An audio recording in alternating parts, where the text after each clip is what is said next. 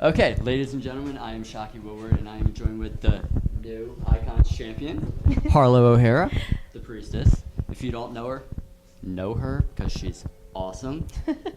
Thank you. You're very welcome. You won the title last night. I did.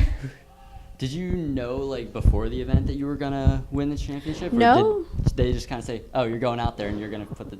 No, I mean, I went out there and I told Jordan I wanted the rematch for the WrestleCade show in November, and she decided she wanted to put the title on the line then, so she got a little ahead of herself, and yeah. see what happens, you know, when you're a little too Adrenaline arrogant. rush, maybe. Right?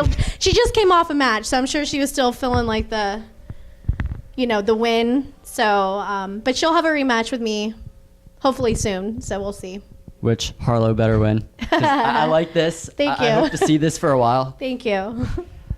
I was so mad because you were facing me last night, and I was like, I don't know who to root for here. I love them both. I hate matches like that. It's like, Yeah, I where hate you to hate have- someone here, but I love them both. Right. So, being the high priestess, how do you keep your subjects or followers in line? I usually just make sure they stay on their confessions and repent their sins, and I'll forgive them, and then, they can sin again if they want to. So that's how it usually works. But you'll always forgive them, though, right? It depends. We'll talk later. Ooh. So, from, like, no one really knowing you to now being a huge star, what does your journey look like that has skyrocketed you to where you are now? It's so weird when people call me a huge star because I just don't feel that at all. Thank you, but I'm still very in the very beginning stages of my journey. So, but this feels really amazing to just start to have people that believe in what I'm doing and believe in, the priestess, and believe in what I'm, putting out there, and actually are starting to like enjoy my matches and become fans, and it's really great. So, with the whole Born Again, what do you hope to share with everyone who doesn't know about it? I just want them to see the character and see the evolution. I have a vignette on YouTube about the starting of my character and how she came to be. I just want people to watch my character and watch me wrestle and feel something. That's the main thing. Like, I don't want it. Of course, I want to be amazing at wrestling. And I want people to enjoy that aspect, but I also want them to see me and get chills, or, find a new religion, or, Bow down to Harlow. Bow down. So, this is a question, Yeah. like, I don't really know how to ask, because it's like, you were another character. I don't remember, like, I don't know if that was right, or... Because that was something, like, I heard in the interview. Yeah. I mean, when I first started wrestling, I was doing more of like a witch gimmick. I called myself like Hexapil Harlow O'Hara, and I realized I wanted it to be a more in-depth character and a more unique character. So that's how my little vignette that I was speaking about that's on YouTube, it is actually how that character, who was just a regular like priestess or witch, turned into the priestess. And like, when I say priestess, is not she's no longer a witch. She's like the priestess in a church and has, her own following, almost her own cult, as you could say. So how I went from one type of priestess to the next, and how I got born again into a new chapter of my reign, I guess you could say. I love this. So, when you tell your story, you admit to struggling with depression. How much did wrestling have to do with you waking you up out of that depression and really getting to where you are today? It's helped a lot. I'm very, very open about mental health. There's not a single person in this world that doesn't wake up feeling something, whether it's sadness or anxiety, and some is very severe, some is not as. And so that's why I'll always be open about it. It's helped me, I guess, find a reason it's just helped me love myself and realize like it's okay to move on. It's okay to find new meanings, and it's okay to love yourself, which is something I'll always be open about it. It's something I still struggle with daily, but I think being open about it, it helps other people. And that's like, I was like, I can turn that, what I'm feeling inside, into something really good, even if it just helps one person. So wrestling's definitely given me that little bit of an outlet. You know, it doesn't fix everything, but the moments that it does fix, it's indescribable. So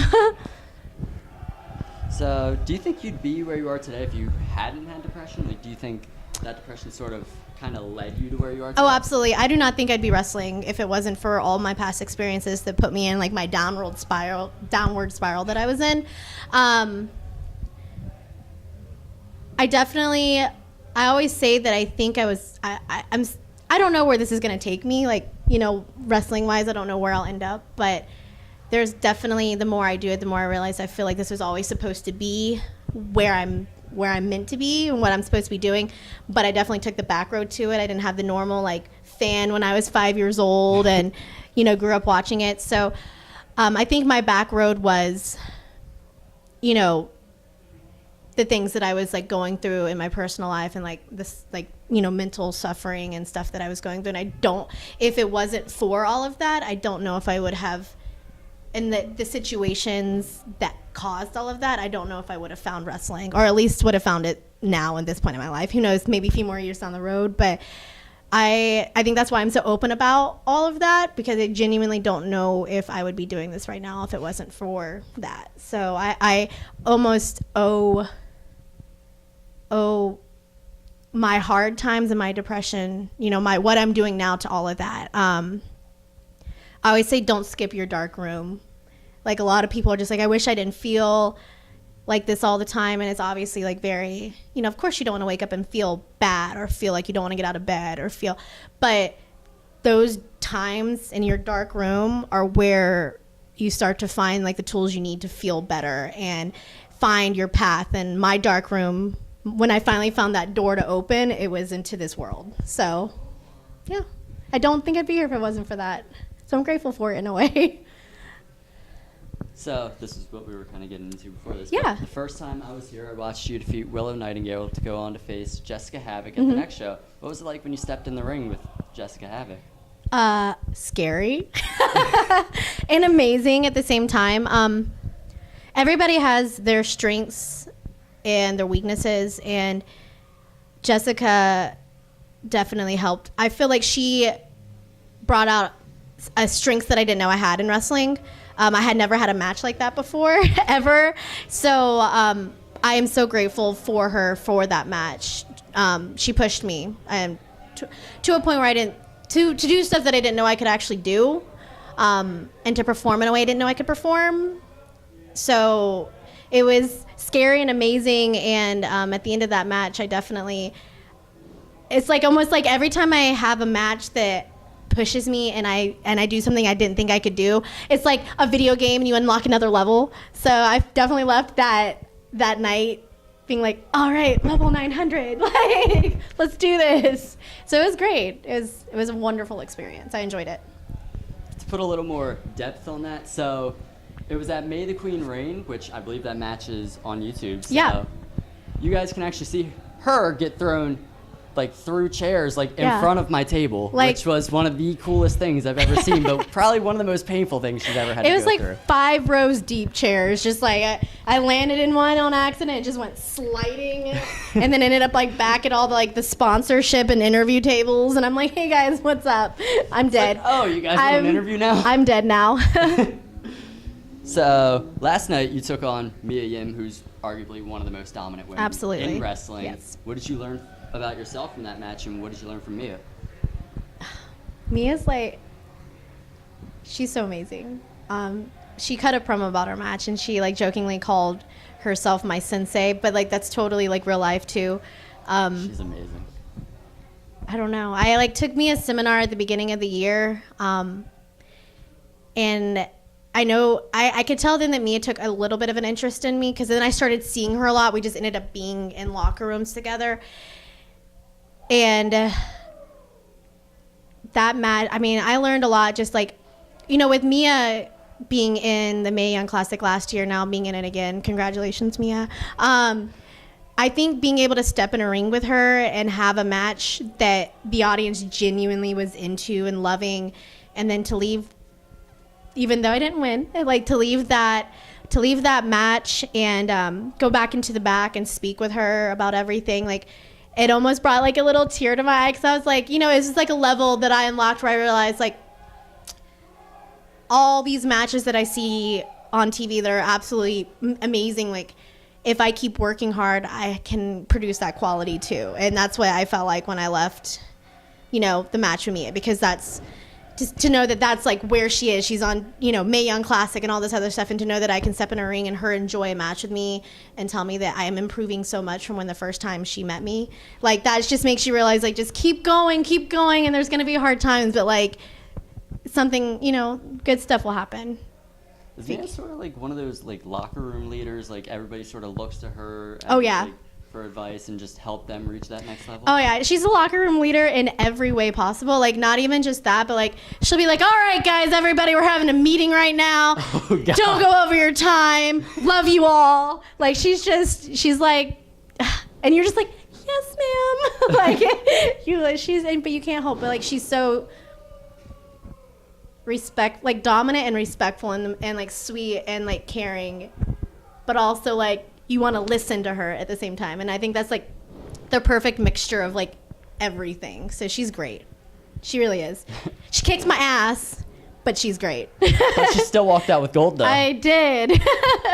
Oh my God. I really feel like that match with Mia got me prepared for what happened like later on in the night when this happened. So for sure. Like I got my warm up and my taste and like my ass kicked a little bit, and I'm like, all right, let's do this. Like for sure. And then another funny thing with like Yeah. Mia. So you were there for the seminar with Havoc. So Yeah. you hear like Havoc like, all right, so when Mia walks in, the first thing you're gonna hear is "What's up, bitches?" Mia walks in like 10 minutes later. What's up, bitches? Yeah, literally. I'm just like, wow, that. And I like happened. it because that's what she said. She goes, if Mia likes you, she'll be like, "What's up, bitches?" And then Mia walked in and she goes, "What's up, bitches?" And I like looked at Jessica and I was like, she likes us. Like that's just funny how well like Everybody starts to like know each other. All yeah. right, so lastly, And that's important. Yep. Yeah. Lastly, for people who have never seen you wrestle before, what can they expect from you? It's funny, people ask me that, and I'm still trying to figure out what people can expect from me. I'm still trying to like learn myself a little bit, but I can tell you that when you do see me, like what I said earlier, like I want you to feel something. So it's not going to just be someone walking to the ring. Like I want you to feel like you're watching like a play or theatrics when you see me coming to the ring. I want you to feel something, and just expect almost to see like this character unfold in front of your eyes, and also just like power moves and strikes and just hard hitting and me throwing people over my head, and it's just a good time, and I hope you enjoy it when you do see it. It's not a match, it's an experience. It's an experience, 100%. All right, thank you so much. Thank you. I'm happy we could finally get this together. Awesome. All right, Thanks, guys. Thank you.